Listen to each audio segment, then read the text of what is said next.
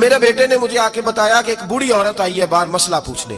توجہ کرنا ذرا بات پر, اور خاص غور کرنا کہ عرض کرنے لگا ہوں. فرماتے میرے بیٹے نے بتایا کہ ابا جی بوڑھی سی عورت ہے, وہ کہتی ہے میں نے امام صاحب سے سوال پوچھنا ہے. فرماتے پردے کے پیچھے بٹھایا, میں بھی بیٹھ گیا تو بی بی آئی اور جچے تلے لفظوں میں فٹافٹ اس نے بات شروع کر دی. عورت کو حکم ہے غیر محرم سے بات کرے تو میٹھے انداز میں نہ کرے, میٹھے انداز. مرد کے لیے بھی حکم ہے بیویوں سے گفتگو کرے تو اس طرح کے جملوں میں نہ کرے جس سے توجہ پیدا ہو, موٹی سی دو حرفی بات کرے. یہ سارے میرے بھائی ان چیزوں کا دھیان رکھا کرے. عورت غیر محرم کے ساتھ میٹھی گفتگو کرنا, دلوں میں کجی پیدا ہو, یہ منع ہے. امام صاحب فرماتے ہیں بوڑھی تھی پر اس نے بات چھیڑی پردے کے پیچھے بیٹھ کے, تو بڑے جچے تلے 2-3 جملوں میں کہنے لگی امام صاحب مسئلہ پوچھنا ہے. فرمایا پوچھو.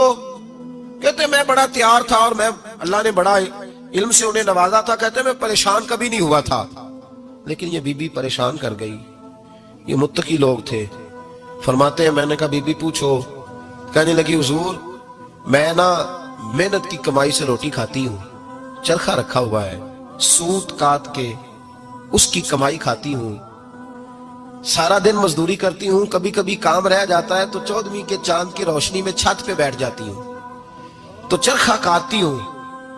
بادشاہ کا لشکر میرے قریب سے کبھی کبھی گزرتا ہے, ان کے پاس بڑی بڑی لالٹینیں, بڑے بڑے ان کے پاس روشنی کے بندوبست ہوتے ہیں. لشکر بادشاہ کا گزرتا ہے تو بہت بڑا لشکر ہوتا ہے, کئی کلومیٹر تک وہ گزرتا جاتا ہے, تو کئی دفعہ اچانک اس کی روشنی بھی میرے چرخے پہ پڑ جاتی ہے.